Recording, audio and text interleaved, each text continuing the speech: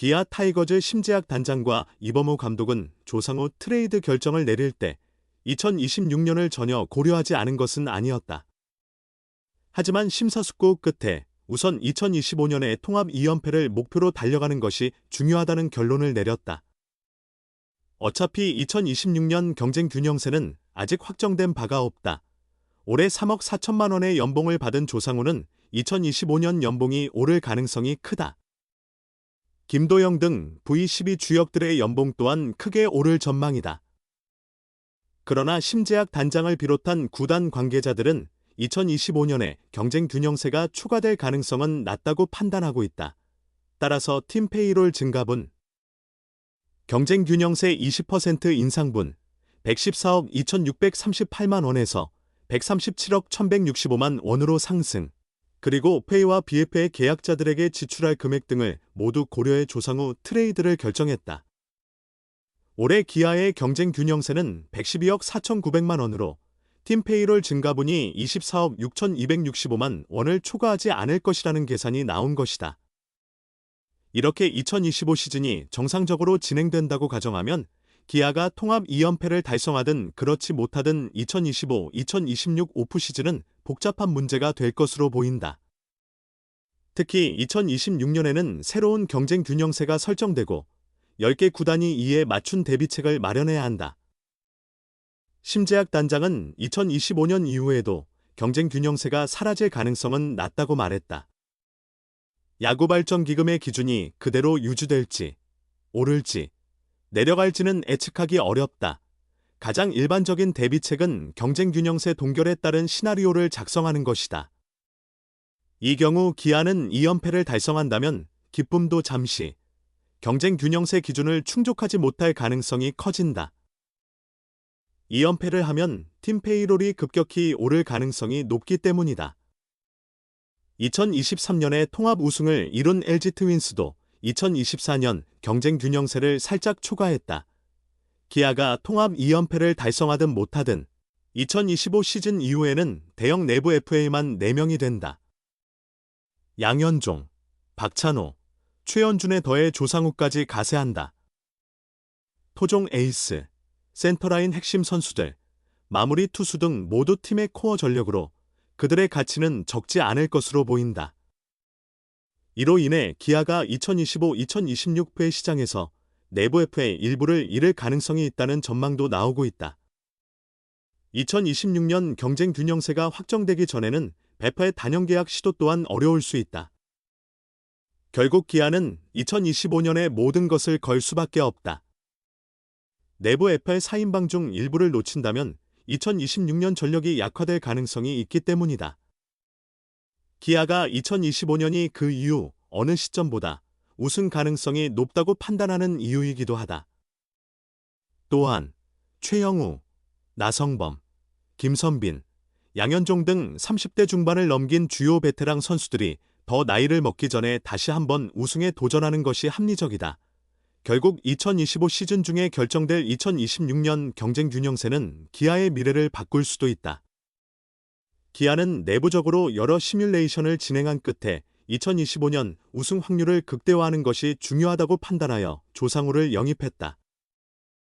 2025 시즌 이후를 대비한 시나리오를 검토해보면 통합 2연패 달성이 더욱 절실하다. 게다가 조상우의 합류로 2025년 기아는 10개 구단 중 가장 강력한 전력을 보유할 것으로 보인다. 박찬호, 최현준 대기 중인데 조상우까지 새 캡 꽉 찬 기아의 1년 후 겨울 FA 계산법이 더 궁금하다. 즉각적인 우승에 멈출 계획이 없다. 통합 우승 2연패를 향한 강한 의지를 보여주었고 1년 후 겨울의 상황도 기대를 모은다. 기아는 왕조 재건을 위한 본격적인 발걸음을 뗐다. 19일 키움과 트레이드를 통해 국가대표 마무리 투수 출신인 조상우를 영입했다. 2026 신인 드래프트 1라운드, 10순위와 4라운드, 40순위, 지명권에 현금 10억 원을 추가로 제공하며 키움에 넘겼다. 올해 75경기에서 5승 4패 16홀드, 평균 자책점 3.94로 통합 우승을 견인한 필승조 장현식이 4년 52억 원의 LG 트윈스로 이적했다. 장현식의 공백을 메우기 위한 행보였으며 더 강력한 투수를 영입해 불펜 전력을 강화하고 대권 수성을 확고히 하겠다는 의도로 해석된다. 조상우는 지난 10년간 리그를 대표하는 불펜 투수로 자리 잡았다. 최근 김태견, 두산, 박영현, KT, 김서현, 한화 등 강속구를 던지는 신예 불펜 투수들이 주목받고 있지만 그 전에 리그 대표 불펜 투수로 꼽히던 선수가 바로 조상우였다. 2013년 넥센, 현 키움, 1라운드 전체 1순위로 지명된 그는 통산 343경기에서 33승 25패 88세이브 54홀드, 평균 자책점 3.12를 기록했다. 2015년과 2019년 프리미어 12, 2021년 도쿄올림픽에서도 국가대표로 활약하며 국제 무대에서도 검증된 필승조 투수였다. 올해는 어깨염증으로 인해 44경기에서 1패 6세이브 9홀드, 평균 자책점 3.18을 기록한 뒤 8월 이후 모습을 드러내지 않았다. 시즌 마무리가 깔끔하지 않았으나 기아는 그의 기량에 대한 신뢰를 보였다. 이에 따라 신인 지명권이라는 불확실한 미래보다는 내년 대권 수성을 위한 선택을 했다. 사실 조상우의 영입을 위해 내준 신인 지명권은 큰 부담으로 다가오지 않는다. 올해 통합 우승을 차지한 기아의 드래프트 순번은 가장 마지막이기 때문에 1라운드에서도 특급 유망주를 영입할 가능성이 낮았다. 또한 2026 드래프트 대상자들과 비교했을 때 이번 지명권 트레이드가 손해라는 판단은 들지 않았다. 대권 수성을 위해 과감한 결단이 필요했던 순간이었다. 그러나 조상우는 1년 후 프리에이전트, FA, 자격을 취득한다. 리그 불펜 투수의 가치를 고려했을 때 자칫하면 1년만 팀에서 활약한 뒤 떠나는 임대 선수로 끝날 가능성도 있다. 물론 대권 수성이라는 목표를 달성한다면 1년 임대도 충분히 가치 있다는 평가를 받을 것이고 조상우가 FA로 이적하더라도 현금 트레이드로 건넨 10억 원 이상의 보상금을 받을 수 있다. 그럼에도 팀 전력을 유지하려면 조상우를 반드시 붙잡아야 할 것이다. 기아는 2025 시즌 종료 후 복잡한 상황에 직면할 가능성이 크다. 이미 경쟁 균형세, 셀러리 캡, 상한선에 거의 도달했다. LG처럼 24억 2,978만 원을 초과하진 않았지만 상한액 114억 2,638만 원에 불과 1억 7,738만 원 차이가 나는 상황이다. 상한선을 지키기 위해 고군분투했다.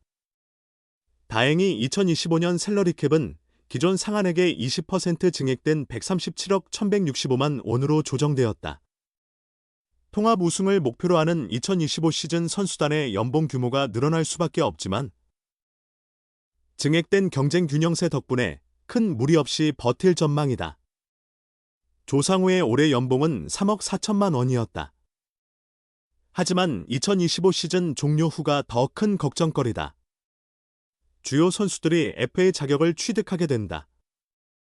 주전 유격수 박찬호와 주전 외야수 최현준, 이 동시에 FA 자격을 얻는다. 리드오프이자 유격수로 활약하며 골든글러브까지 수상한 박찬호의 현재 팀 내 영향력은 두말할 필요 없다. 최현준 역시 포지션 정착에 어려움을 겪었지만 준수한 생산력을 보여준 외야수로 자리 잡았다. 당장 두 선수를 백업하거나 대체할 선수가 없는 상황에서 기아는 이들의 FA 시즌을 맞아야 한다. 여기에 또 다른 예비 FN 조상우까지 가세했다.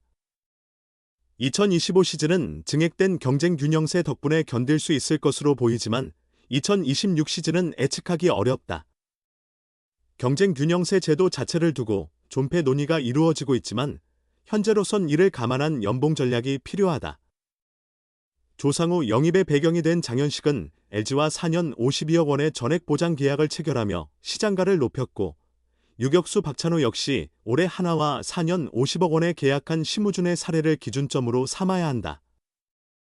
최현준 역시 충분히 가치가 인정될 젊은 외야 자원이다. 기아로서는 2025 시즌 종료 후가 더 큰 걱정거리일 가능성이 크다. 대권 수성이라는 목표는 유지하되 그 다음도 함께 고민해야 한다.